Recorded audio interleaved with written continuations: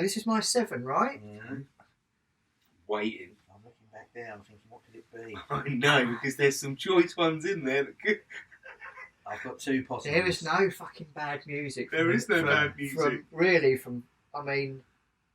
Certainly from Final Front for me. I've got a feeling we're going to discuss something now. Yeah, We so are. do I. We are. I've got 2 possibles. And we are going to discuss, boys, Is it 6? the number of the beast. Yes! Snob What time. the number of the beast! Oh, here we go. This is going to be a fun one. Oh my word, this really is. What pretty much comes up? You Google Iron Maiden albums ranked, right? And you go through 20 different versions of rankings from very popular media outlets, popular magazines, to just guys like us doing it. Knob will always be like top 3. It annoys if me not as well. one. It It cracked the 10 rule of us, didn't it? Because I'm the lowest at number 9. It cracked the 10. So you're in at 9, you're in at 8. I'm in at 7. Mm. We've mentioned it before, we're always getting these quite tight clusters with pretty much all these Big records. time. Nowhere near our top 5. No. What are we not seeing in Knob? It comes 1, 2 in everyone's list. It's like the Maiden album. It is a belter. Absolute belter. What is it about Number of the Beast that isn't reaching our top 5? There's a couple of things for me. Firstly, the opening track is not one of Maiden's greatest grabbers. It's a good track. Oh no, This is hold good on, track. Invaders! Invaders! Fucking hell! Oh my god. But it's just, it doesn't grab me. You put it up against all those great ones, Yeah. and it does not grab me. Don't get me wrong, it ain't a bad track, but it is not an absolute drop-dead Maiden classic opening track for the first thing. Okay. Secondly, no diss on him, but Burr isn't Nico.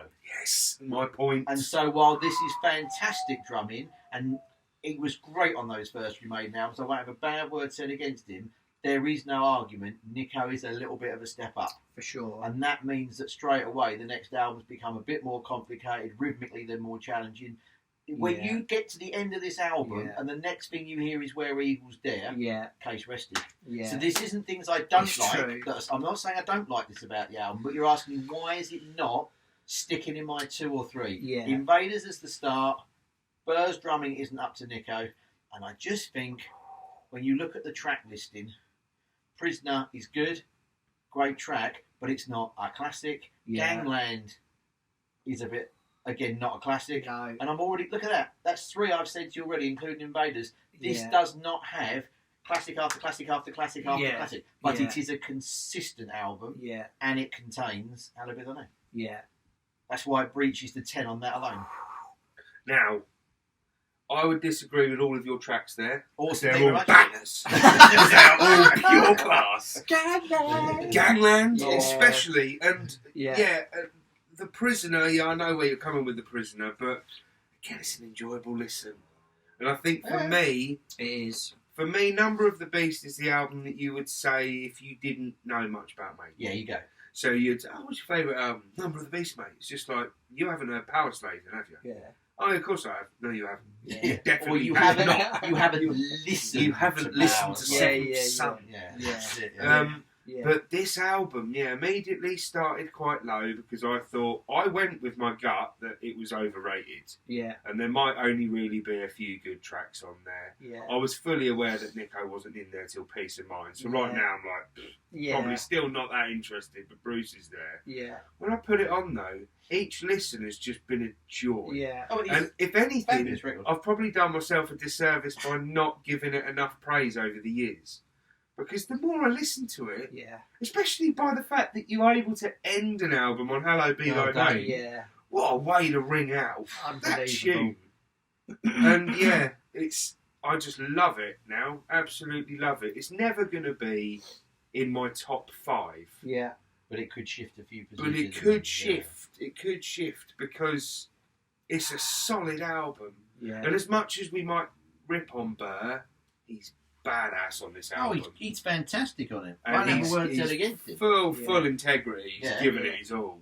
Yeah. Interestingly, Harris once said in a magazine article, again, it's memory, I'm not going to say it's gospel, but it was generally, if you want to give someone the blueprint track, what's Iron Maiden? What's your band like? Iron Maiden, mate. Listen to how they do that. Yeah. That's the track I believe he says. I believe I've heard is that. the definitive. This is what Maiden is. Yeah. And it's not. You can't really argue it, can you? I've had a similar journey with Number of the Beast for you. For years, I thought it was a bit underrated. I would easily have it much lower. Sorry, overrated, very much so. I think it's just got this mythical thing about Number of the Beast. Why?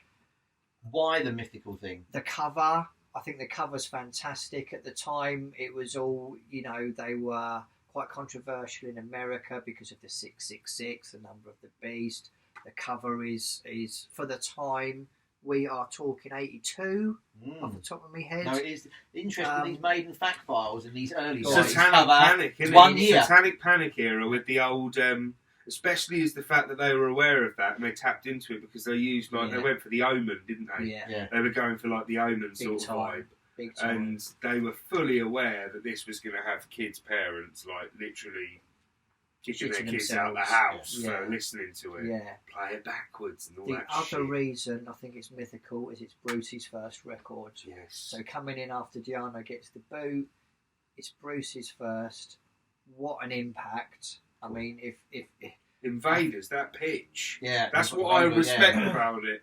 As much as it might not be my top 10 favourite Maiden tunes, his pitch is unreal on it. Totally. In a similar way, we bummed Nico McBrain for his impact on the next record's first track, Where Eagles Dare. I think the 1-2 punch of Invaders and Children of the Damned. If you're a Maiden fan at the time, Children of the Damned, and you're there were lots of detractors to Bruce probably at the time because they were so used to Diano, slightly more punky, street. I know it's a lazy comparison. No, but they've always said he was very much like just shorter hair. bit more street. Bruce was more theatrical, wasn't he? More dramatic. But then you come into Invaders, Children of the Damned. The Prisoner certainly with that vocal delivery and range. You're like, now we're talking. Yeah. And let's talk about the other two reasons I think that this scores high, as we've just been saying. Yeah. One, Birch's production. Mm-hmm. Now I know he's on Killers, but he's still dealing with the band transitioning with Adrian Smith joining. He hasn't got the full lineup. Diano is still now on his way out. Yeah. So you suddenly give him the meal ticket with Bruce as well, and he lifts that production to another. He's just got to. He's locked with Harris after Killers, and now he's running with it. Yeah. The production and everything, and of course it's that first single, "Run to the Hills." Still, for some people, the seminal Maiden single track. Yeah. Definitely. I think track by track, let's go through. Invaders, 3 minutes 20. It's a great opening track. Oh, it's good. It's good, but it's just not classic to me. I agree. I think Children of the Damned is an absolute classic. Monstrous. Dare I say a bit Sabbath in vibe. Oh, the riff. That quiet, loud thing that they really develop album after dipping their toe with this, I think. The Prisoner, great. It's what I'll forgive them for when they do the slightly poppier singles later in the 80s. Yeah. I don't go, it's commercially type, if you see what I'm saying. Yeah. This is a very commercial track on it. There's a decent bit of harmony work behind Bruce. It's lighter guitar riffs. It's definitely a much lighter written song. It's a Smith one, I think, as well. It's this commercial sheen. Yeah. And I think they still haven't quite got that right yet in terms of the commercial sheen. Okay. It'll come later. And I don't even bat an eyelid about it, but for this one, it seems slightly stick out for me on here. Ooh, nice. But you think they perfect it with Afraid to Shoot Strangers? Oh, you've got to let it go, man. I can't. Amazing. Anyway. Age. 22 Acacia Avenue, great fun. Yeah. Charlotte 2. Charlotte the Harlot Park. Yeah. The title track. Ripper. Title track I love. Can't say enough about it really. Run to the Hills for me is a bit of a paranoid of Maiden. If you get that Paranoid the song, Sabbath. It's a bit overplayed. Very it's overplayed. One of them. I just have that relationship with it. But it's a great fucking song. It's a great song. It's just a bit monotonous, isn't it? It's and that's a bit both like, the singles, Run to the Hill and Number of the Beast, are the two singles. So ironically, for Maiden, the lead-off track is Backed Away on side 2. Yeah. But both singles come from side 2. Yeah. Weird little fact that. But and you can see how a single like Run to the Hills at the time would have elevated them like massively. Yeah. They've got a cool video, quirky little video for it, which was doing the rounds, obviously. Which would be banned like anything now with Native American Gangland. running around everywhere. Exactly. Oh, yeah, big time. Yeah, big time. We wouldn't get that. We big get time. that no. Yeah. True. Yeah. Gangland, Total Eclipse, which is a bonus on this CD. We'll just point out that's a B-side, which has been put into the reissue. It's not on the main album. Great song. It closes with probably it's got to be my argued. top 2 or 3 it's got to be argued. favourite ever One of the Maiden definitive songs. Maiden tracks. Hallowed Be Thy Name. It is 7 minutes 10 of almost perfection. I agree. If someone said, "What should I listen to? What song should I listen to?" I probably would be "Hallowed Be Thy Name." It would be up there. It really would be up there. What amazes me because when they come out of that intro for "Hallowed Be Thy Name," and it just begins to build, and Bruce starts building that one note up, and it doesn't explode the first time. You get the melody guitar run, and then it goes into dun dun, and you're like, wait a minute, why didn't it do that 2 bits before? Yeah. It's build and build and build and build. Yeah. Oh my God, Jesus fucking bang! Much like Afraid to Shoot Strangers. Yeah, they do have a very similar strong structure to them. Yeah, similar build. Christ, that tune. Line-up wise, yes, this will be original drummer Clive Burr's last effort. Yes. I love Burr. I mean, we all love Burr. I always used to think, Nico again for years and years. And then it's this album that really makes me go back and go, there ain't much between them. No, and this has in itself brought Killers up as well, because like you, I was then like, well, hold on a second. This is actually pretty fucking perfect music. Yeah. Like, you can't fault it. And the more I listened to it, the more I was like, I've really missed out here. Definitely. I've really missed out on listening to some pure gems. So we'll talk about Burr leaving. Let's just talk about Bruce joining. So was given these marching orders after the Killers World Tour. Too much booze, too much drugs. The voice isn't showing up for the live shows. But the 2 albums he does record are incredible, and his vocals are monstrous on them. But he's not cutting it live anymore. He's the general historical view of it. His behaviour's a bit off the rails, and we know he went off the rails generally after it anyway as a person. It's a bit of a shame. Big time. So they get this singer, formerly in the band Samson, who they'd played a lower part of the Reading Festival with a year or 2 before, who had this gargantuan moustache called Bruce. And why was that? Was the moustache called Bruce? No, I don't know whether it's the stage name. It's just Bruce with a massive tash. You see those pictures of him with the little. There's one picture of him in Samson. His hair's slightly bobby. He's got the tash, and he's sort of pouting a bit like Bill Oddie with this thin little necktie thing on and no shirt. And you're like, you kind of look like a heavy metal Bill Oddie with no dress sense and a really bad porn star moustache. Yeah. Jesus, a year later, you're the best metal singer we've ever come across in history. Yeah. How the hell does that happen when you run on at Hammersmith to Murders in the Room and you're just like, oh my God, how's that the same fucking guy? Yeah, there's that great bit on the History Part 1 DVD where I think Rod Smallwood, their manager's going, what's your real name? Bruce Dickinson. Right, call yourself that. Bruce is ridiculous. Go get a leather jacket, and then you're all good. You know. So he comes from Samson. Samson were one of the great new wave of British heavy metal forgotten bands. You know, and it's interesting because that is the other buzzword around this album. For a lot of older and connoisseur Maiden fans, this is almost up there with British Steel as that kind of new wave of British heavy metal statement. You know, Saxon's up there, and a few of the others are up there. Motorhead gets lumped in it, which is all wrong because they're a fucking rock and roll band and not a metal band. And anyone who says different has never listened to them. But new wave of British heavy metal, you know, it was big at that point. You know, huge. Was that? I think. Did you know? Overrated. You know much like, But anyway, yeah. So this relationship with Maiden. This is a big thing. This is up there with British Steel. Yeah. And yet there's 2 years between them. Interestingly, Maiden fact sheets at this point in their career only cover 1 year for an old man tour. Wow. No multi-years yet. So yeah, this is a big part of that movement, and that movement was huge.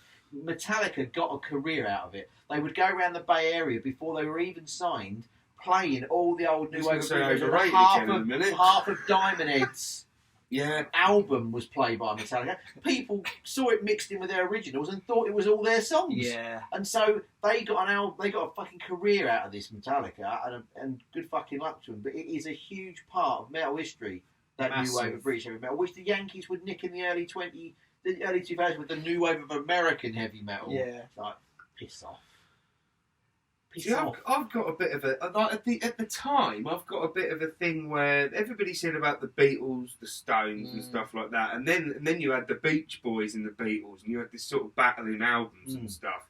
And I know that you don't rate Priest, but Priest bring out Screaming for Vengeance this year. Yeah. And like, if you're talking about two metal bands like literally locking heads and like just going bang, bang, bang. Yeah. These ones were just knocking them out the park. But Priest were always there. 1980 is the debut and British Steel. By the time it's 82, it's this and Screaming for Vengeance, which is a better album than this. You see, the Priest for a while were always ahead. Till Maiden managed to knock out Seventh Son while Priest are doing Turbo Lover. Yeah, this is it. Mate, this is where it's just gone like that. Sorry, Rob, but you dropped the ball till Scott Travis joins in Painkiller. Excellent.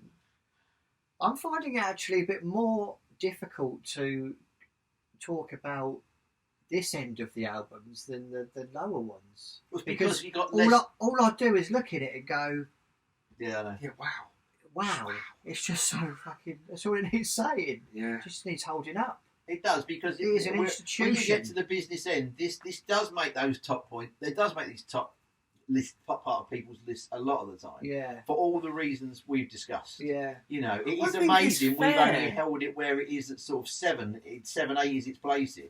It's kind of like, wow, it's very low when you think about where it stands almost everywhere else. And what we're going to put ahead of it is shocking.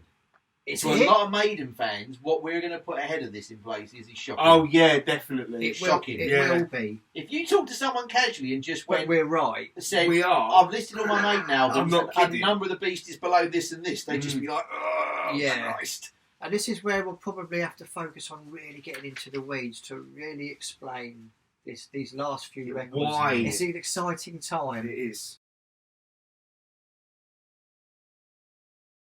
Look at this. Biscuit. Yeah, I'll make a dodge. Gifts. Forget that Mad Linda Christmas here. every time I It is. Poddamnelectric's like Christmas every day. Yeah, for us, it's like Christmas every time we meet up. I'm just as excited the night before, like Christmas Eve. There's a staple selection of things. It's going to be biscuits. Mugs. I'm going to find some sick gifts for next Hags. We've got to find Slayer.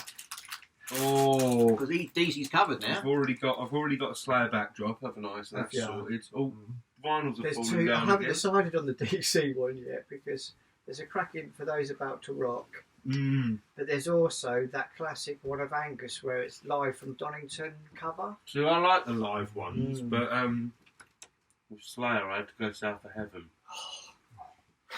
Where does that rank in my top? Fucking high.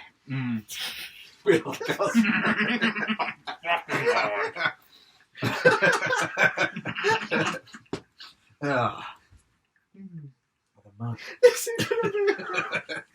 I'm keeping this bit in, by the way. This is what it's like. This is what it's like normally. I do not want to endorse this, especially given my job. But just so you know, we're all fucking right. Back it goes to the headmaster. Love the milk and everything. I didn't even realise how prepped you are. Still cold, mate. Yeah. Episode 6 will just be 5 minutes of us laughing. And this will be on the outtakes on the bonus menu. Yeah, totally. Well, this could be a halfway through the episode, so we just ended kind of like with it. Okay. Come back like this. We definitely ain't with it. No. Look at that. Cheers, mate. Back in black. Beautiful. Oh. Jesus So. Christ. We're not actually starting. I'm going to have another Madeline. They're unreal, these things. Oh. What just what a taste. What was the brew we picked? Ceylon. A Ceylon.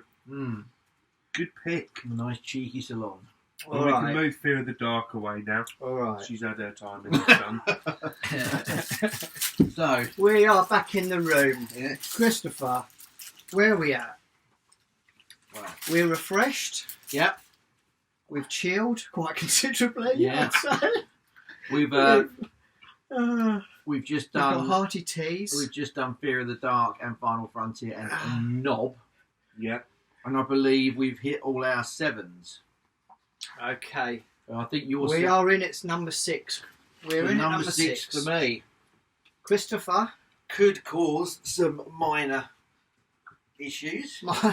Minor issues. Peace of mind. Top 6. Christopher Top 6, Payne. Peace of mind. I'm not going to have Peace any of minor mind. issues with that ranking. Because I think that's fair. And a discussion point will beckon. So you name your 6 first. You want me to name my Yeah. 6th Because mine's going to start a favourite conversation. Iron Maiden album? Yeah. Bear with. Mind the brew. This is in at number 6. Their self-titled effort. Oh my goodness! Wait. That's a It's discussion. not a discussion It's point. not. No, you're the only one who buried it Yes. outside the Yeah, tent, mate. man, damn right. Oh my god, you're going to have it high, aren't you? Love that. We are. Well, So we are on to the Holy Grail. Oh. Our Iron Maiden top 5. yeah. Well, my top 6. Go 6 is going to trigger. A Matter of Life Oh! and Death. In Triggered. at 6. I'm sorry. Yeah. I need to get with this. We are triggered. The 2006 effort. Matter of Life and Death. In at number 6 for me. Wow. And it was your influence in my life that made me ever Point to appreciate the this visuals. record. Which will Up the probably top, yeah. pop. Matter of Matter Life of and Life Death. and In at number Death. 6. Yeah. Let me just move my Jeremy Dodger. Struth. I mean, I love this we're at the album. business end of things now. So we are back to that highly rated 4-album block they did between Yeah. 2000 and 2010. And just remind me, Ollie, where did you have this? It's a fair question to ask. Matter of Life and Death for me came in top 10 at 10. Yeah. Mine was 11. It's Yours high. was 11. outside. Yeah. 11. It's just hit your outside. top 6. Still, yeah. High though. Still your top 6. Top 6. It's the third of 4 of that beautiful cluster It is. between 2000 Yeah. and 2010. Right? It comes after Dance of Death, which was quite a bit way back for us now. What do they do right, Smithy, on Matter of Life and Death? Coming out of Dance of Death. First If that of makes all, they've sense. just come out of Dance of Death, so expectations are low. It's 3 years between the two. Yeah, and they come back with a progressive masterpiece for me. So that's where you might have issues with it, because there's quite a few moments on Matter of Life and Death where they go into the latter career sounding Rush material sonically. There's some crazy like hemispheres like sections on there. Remind me later, because producer has a big thing in that, because it's Kevin Shirley who basically rejuvenated Rush's career a little bit on that first comeback album, much like we could argue he's rejuvenated Maiden a little bit. So what did he do? Was it Snakes and Arrows? I believe or so, something? yeah. Wow. I believe so. Which He's is a gangster, interesting because you've got this sonic shift. And for me, you've got that with Dance of Death. Yes. So Dance of Death, you've got this shift from that Brave New World sound, and it sounds like a band trying something differently, And like I said, the only thing I could pick out any different or find out was the whole analogue recording compared to their normal way. Yeah. Yeah. It's apparently unmastered as well. It's unmastered. So when very heavy record. When it was recorded and given to Mr. Harris, he had it on in his car even and at home, and he was like, "This is fine. Don't fuck with it. I want it like this." Bruce sounds sublime on it. Bruce's voice again. I mean, we'll touch on it more with Brave New World more than anything, but like obviously this is followed up by Final Frontier, which is only one back for me. So they obviously captured something in this era that I love. Yeah, and it's mainly like again the vocals, the choruses, the crescendos. They're huge. These colours don't run. Oh, like the way he builds it up. Yeah, and you think he's gone. You think he's gone to the peak. And he goes again and again. And the reincarnation of Benjamin Breeg. The real introduction for Maiden for me, which I will slate them for a little bit later in their new albums, is the extended track. The mini concept piece nestled in on an album. But unlike Empire of the Clouds, this fully sits where it should on this album for me. Right. It doesn't feel like an afterthought. And I just love the whole album as a piece. It's pretty long, isn't it? Yeah, quite it's a long over 70 minutes. It's one CD still, so that puts it under 77. And it's still even compared to Final Frontier, it's like quite raw in comparison to what Final Frontier sounds like. So you mentioned Benjamin Breeg, that's the first single. So this is the atypical Maiden single this time, but it's 7.5 minutes. It's nowhere near a standalone album. It doesn't have a chorus like Colours Don't Run, where it would be a football-sized, arena-sized chorus. So it's a brave choice for first single. Next one was Different World, but singles at this point have only real value to bands like Maiden now. That's really interesting. They start with a 7.5 minute song. Crazy. And then they choose their classic 4-minute opening track. As an aside here as well, this is the point when Maiden formats begin to die off, so you're not getting lots of covers and lots of B-sides. You get this album as it is, which is just interesting before we dive into it in individual tracks. We break it apart. This is the first time they've done an album in its entirety for the main tour. So the Matter of Life and Death tour, the album is played in full, note for note, back to back, which half the fans went, that's an incredible thing to do, I love it, and I just love you doing something different, and half of them just went, I've got to go nearly an hour for fucking Aces High or something.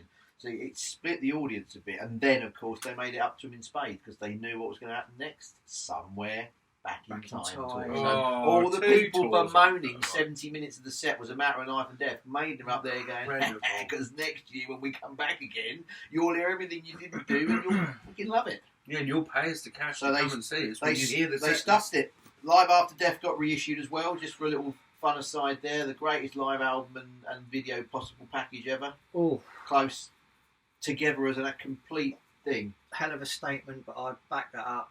It's hard to fault with a complete whole thing.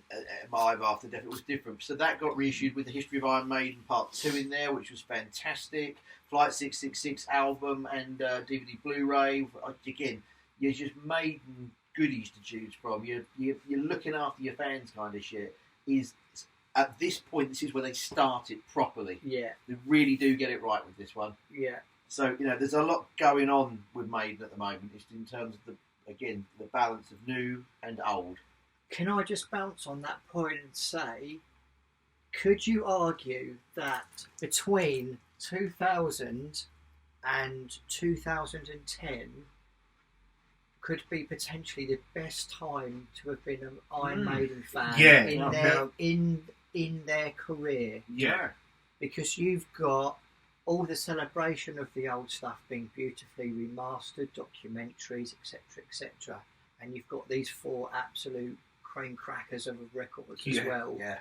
It's bonkers. Yeah, because again, I didn't have any. It wasn't that I had big issues with Dance of Death. No, like Montsegur and stuff. I love those tunes. Yeah. But yeah, something's got to give in the top 17. Yeah. And that's one of those records that if you give them more time, but it's so strange for me because I've got one like Dance of Death that's at 15, and this is at number 6. And like you said, you've got a few years difference. few years between them. So it's like 7 years between them, 6 years between them, yeah. But like things like Brighter Than a Thousand Suns and stuff, like this is when you were talking about recently about Maiden not noticing what's going on in the rock world around them and taking heed. Well, like this is around the same sort of time that Tool have done 10,000 Days away. Yeah. That Brighter Than a Thousand Suns in places could sound like a Tool soundtrack. Soaked up a little something. They soaked up what was going on around them at this point, but like still kept it. Traditional Maiden. Definitely, and it allowed them, like, I think maybe if they were listening to other bands, like, well, certainly letting stuff influence a little bit, it enabled them to go down this slightly darker, longer, progressive route around this album. This is when it works. Even the tone of his vocals. This is This is probably the. Could you say that this is the album that best works for that slightly gloomier, quiet intro-esque Maiden? The definite point. Is it as the whole record? Do they really get that vibe right on this? Yeah, and interestingly, you're right, because they do it better on some of the other records, even up to Senjutsu. They do it better on occasion, on like single tracks. But as an overall complete piece of work, it may be a phenomenal summation of this second Imperial phase of Maiden again. Because it is. Most bands you talk about, we've just been outside talking about the Rolling Stones, and I've labelled Jumping Jack Flash to the End of Exile Maiden as the Imperial phase. It gets said like in magazines. So then we come in and we think, really, Maiden's had two. We've just said how good this 10-year stretch is, 2020 to 2010. Yeah. It's like a second Imperial phase from sort of Power Slave through to Seventh Son. Yeah. There is an argument. It's two glorious phases separated by like 10 years. Yeah. It's astonishing. Yeah. Couldn't agree more. I think you're right. It's certainly the way it's written, its song structures and everything else. Yeah. It takes those great moments they put on other Maiden albums better, but as a consistent whole, this could be the strongest. Yeah. At this time, I feel as well, and I've read this in bits and bobs, is that it's sort of agreed within the band and the business side of things as well, that this record and this time was really when Maiden, they've always been a huge band, but this was really the time when they really kicked off again as like the biggest band in the world. Do you know what I mean? The tours were big, but there was something about this tour, playing it in full, all that horrible little war with Aaron Sharon Osbourne when they decided to jump on. Well, that's what I was leading to. Is it wasn't just Maiden, was it? They co-headlined on a little Ozfest thing, and it was just like, oh man, that was hilarious. The Sharon War. Yeah, but I've read that it's almost them doing that Ozfest that pushed them up to that where they were back in the late 80s in the heyday. Yeah. What's the Sharon War then? Do you want to? Well, it's just to do with the fact that Maiden are playing the Ozfest, supposed to be a sort of co-headlining thing for Ozzy Osbourne. However, Maiden are simply in a different league to every other band on there, and they want to be treated like headliners. They want the perks, but they're still happy to do the switching of things with Ozzy. This is my understanding of it. It's a long time ago. And she just has one of her typical tantrums. So you hear all sorts of rumours that their sound was messed with, that people were at the front doing terrible things, some planted people in the audience threw some stuff at Bruce, and that they were being sabotaged, and they've just happily pointed the finger at her in no uncertain terms, and she's just like, well, they're all cunts, and they're like, oh, she's a bitch. And it all got into, and I can't remember if they left it, or whether they were kicked off it, or it just came to a natural end. I'm not going to comment on the bits I don't understand, but it was just a big, horrible spat with her at the centre of it, them trying to just be pros and try and get on with it, and it just weren't happening. For a while, it was a little bit of a newsworthy thing in metal, and all splattered all over those first two pages of Karen. Oh, two of our favourite artists at each other. Yeah, it's not good, is it? All because of one manager. Let's face it. Yeah, you know, one character. Keep your beak out, Sharon. Yeah, let the chaps just play their rock and roll. Exactly. That's all they want to do. Yeah. Play a bit of rock and roll. So so at this point we've done a lot of stuff around it, and kind of put it in its setting, in its context, in Maiden's history and everything else. But come on, it's your highest ranking. So Yeah. give us some love Now, for the individual album. It's the promo that went with this that I find impressive, and that's the whole Benjamin Brieg thing. Yeah. Right. So now, obviously, they're honing in on the importance of Eddie again, the stage show, like Maiden having that that bit of artwork that people can latch onto, and they started that whole Benjamin Brieg rumour thing, didn't they? Oh, I think I remember this. So they basically said that Benjamin Brieg was this painter, or whatever, Right.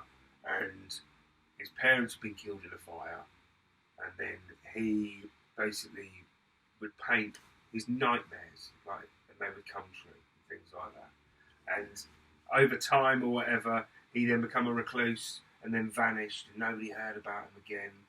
And then people are obviously doing the whole searching on the internet. Benjamin Brieg, is there any truth to this World War II veteran, blah, blah, blah, and they can't find anything.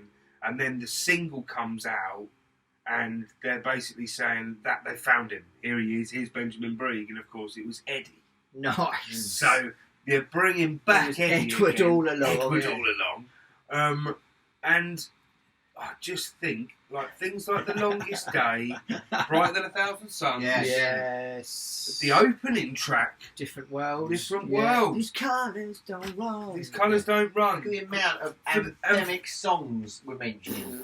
For the greater good Yeah. of God. This has got everything for me. It's got that the Maiden Gallop. It's Yeah. got a lot it's of got the gallop, like the It's they're a not- swinging album. It's a isn't it? swinging album. They're not messing about with any material on this album for me. Everything is well thought out. Yeah. And I think a part of it is because of how Dance of Death was so different sonically than before, that they're trying to get back to where they should be again.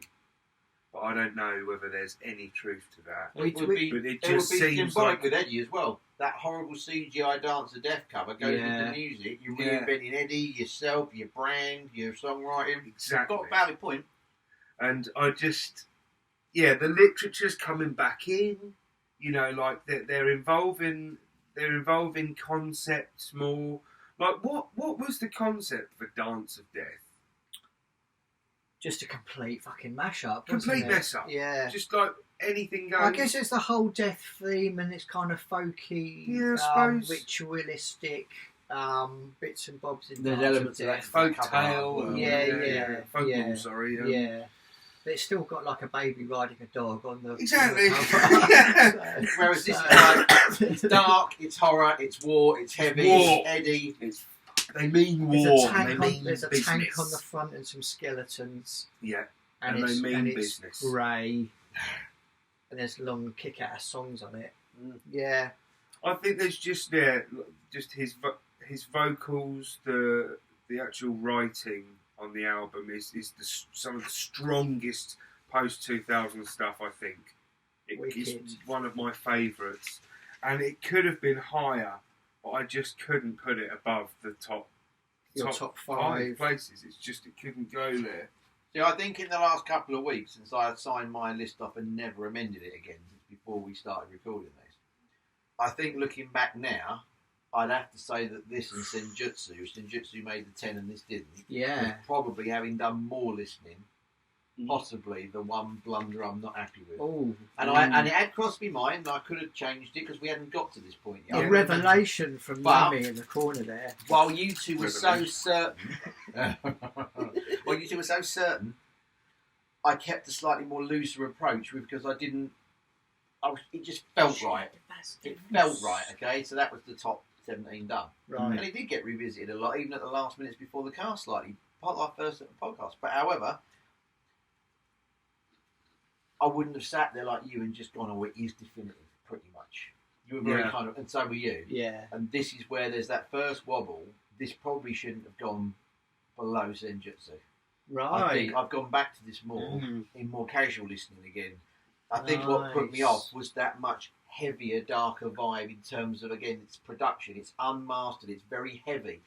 And it suits the music, the arrangements, the lyrics, everything. It's part of the overall complete package of the album. But I've been saying that it's been Senjutsu and Final Frontier that excited me as the more modern albums because there's some variations and light and shade and some colour and tone. This just isn't on this. The songs are about horrible things, so to speak. The artwork is screaming, alright. The title, Matter of Life and Death, says that, and so the music has the same heavier vibe throughout the whole thing in terms of like sonics and guitar tones. And I simply just, for a while, I think I found that not a bit overwhelming, a bit too much for Maiden. And so therefore, I think as the last couple of weeks have gone, I think that's where the freshness of Senjutsu, but actually the more quality of this album, I flipped them the wrong way around. Yeah, interesting. So I'm quite happy to put Hands Up to probably a rough rock. But again, this was discussing that all Maiden albums are incredible. So you just switch them around. Still an appreciation for them. No question. It's all about the journey, boys. It is. It's the journey we've been on and the journey we will continue to be on with one of the greatest bunch of musicians, to put out recorded output, And so, like with this album again, because we seem to find there's so much less wrong now as we're going along. Yeah. That before it was the good and the bad and all the shit that's going on with it. Now that we're in nice settled territory and there's not a lot of drama to talk about with the band in these periods of time, and there's less critique of it and more love, we feel like we're going through them a little bit quicker. But there's less to say because the idea is not to sit here and dissect every song and what every line and every note and word is. No. Look at the things overall. He's just listed 5 songs, all of which are anthemic bangers that should sit in a Maiden set on any given night. I don't think there's nothing I skip on this. Listen to it. I listen to it from top to bottom. Flows so well.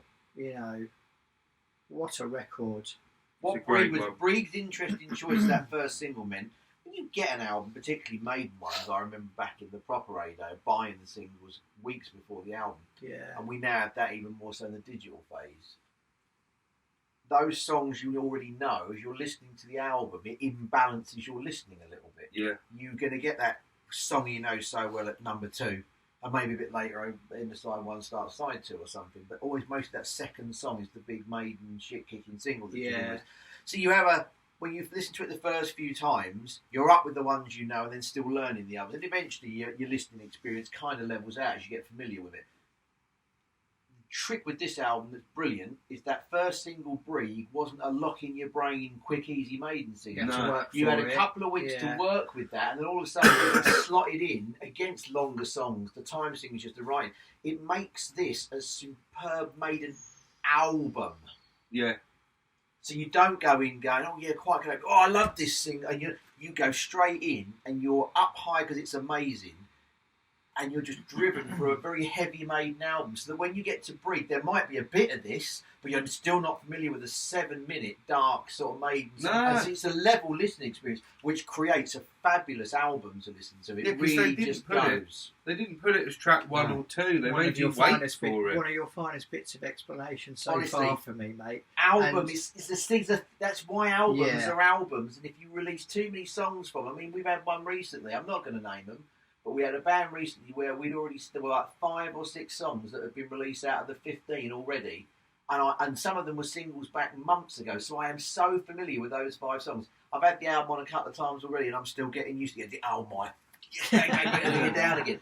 It's not a very smooth listening to it. This is the digital damage point now. Yeah, you can just release the one song a week or so before and have done with it. But some bands are putting it up to pre-order 3 months before and releasing 4 songs of it. Yeah, and of course, I'm the fucking idiot here because I'm the one moaning about it. I listen to them. I do it to myself. I don't just go, I'll wait till it comes out. They're great songs. You can't wait, I want to keep listening to them. Then it creates, for me, the imbalanced listening experience. They shouldn't just keep drip feeding. When you were releasing singles and you were actually buying physical products, I understood that. But this isn't singles. This is just giving too much of an album away in advance. And I know I make the choice to listen to it, so I'm the fucking idiot here. But I would rather not be given the choice. There's one track a week or 2 before the album, so you still use it as the art of the first single. But it's just my rantings of an old man. It's not, because the classic approach when I was growing up was a band release a single. Yeah. Then the album come out, and not long later they released single number 2. Yeah. And then once they've done a bit of touring of it, and there's been a bit of airplay, by the end of the year or the start of the next year, you get single number 3 before it quietens down. But by then, you've had the album. You only ever had one track before you heard the album, and that was it. And I will purposely now, that band in question, I listened to 2 of the singles, and they kept bringing them out, and I stopped. And then when the album come out, I listened to it, and like I said the other day, good album, but it's very safe. Yeah. But Mastodon did it. You obviously pointed out that 3 tracks. They did 3, and I had missed 2 of them, and all I did was listen to 1. And then I told you guys how much I thought that was a ripper, and maybe I'd spoke too soon. Yeah. And then the album's come out, and obviously been enjoying it, dipping in today. But anyway, just an interesting point. It's a great album experience. And your point on that, maybe they were super confident about this record as well, Maiden. And your explanation, very well put, around what a great flow this album has. Did that give them the confidence to go out and perform it in its entirety? Surely. Because when you're banging on about what a fantastic whole album it is, the flow is perfect, they're thinking, this deserves to be done live, because did they see it as one piece? Was it too hard for them to pick a couple of songs to put in a sort of best of set? They wanted to present the whole piece of what and I think that's the driving force. It's backed up with what we've said before with this tour. When Somewhere Back in Tour is going to happen, playing this album in its entirety really polarised the audience. Some hate it, some love it, whatever your reasons. But it did split the audience. But Maiden are up there laughing at the half that are going, I'm missing all my greatest hits for all this long album shit. They're thinking, when we come back to your city in a couple of months' time, fuck me, you'll hear all the greats. So they had the safety net as well, that they could take 3/4 of the set and give it over to this. You couldn't do it now. Couldn't play 2 hours of Senjutsu and then just Hello Be Thy Name. The fucking building would be burned down. And at this point, the second encore was Afraid to Shoot Strangers. Tears from a Clown. The Unbeliever. It's just, oh my God, Bruce, you never even sung this. The Unbeliever. Fucking hell. Yeah, Matter of Life and Death, solid. 15 years old, and I think it sounds fresh. Totally fresh. It's a great little record. I've got one thing about it. One criticism. Right? You have to, because you got to put it number 1. I've got... Where did I put this? I put this in at 10. At 10. We covered this. Yeah, but 10, 11. We have short memories sometimes on these little adventures of ours. My little gripe is the cover. Yeah. I love the greyness, the darkness, etc. Tell me where Eddie is on that. Yeah, no. Well, you believe he's the gunner at the top. You believe he's the gunner at the top. Benjamin Breeg was better artwork. But you don't know. Where's Eddie? You know, I'd rather a shit Eddie like on Final Frontier. I need Eddie in there. They could have. It's a bit Where's They Wally. could have made it obvious as to who Eddie was. You know it's this guy up top, but it's just, it doesn't scream, oh, that's Eddie. Yeah. You're like going, hang on, what's going on? There's some soldiers. But I will just point out, your point there echoes the thing about singles and the way you're looking at the album. If Eddie is slapped as the primary thing on there, it makes to me Big Image, which goes with big song, that goes with single and variations of Eddie in the single. Yeah. This collective cover that doesn't celebrate Eddie primarily reflects the music for me, that it doesn't reflect big singles. Yeah. It's a complete piece. And so that's almost like Eddie would be drawn out and you'd see the bottom of the tank and him standing there with a gun on a traditional Maiden album cover. Yeah. But what this has done is pulled the whole picture out, and it feels like what we talked about the album musically. I think you've got a really good point, Rich. Yeah, and your point is backed up by the fact that I think the person who did the artwork did this without the sun behind Eddie. Right. That was taken to the band or whatever. The band have seen it and gone, where the fuck is he?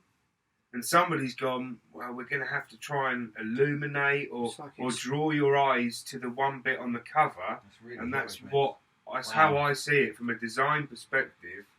They've gone, we're going to have to just put this here. We like the artwork, but it's the only way we're going to get it's clearly Eddie up there, but you have to spend 5 minutes working it out. You got to work at it. I just want to fucking Oh, there's Ed. Get into the album. There he is. And what's your other little gripes then?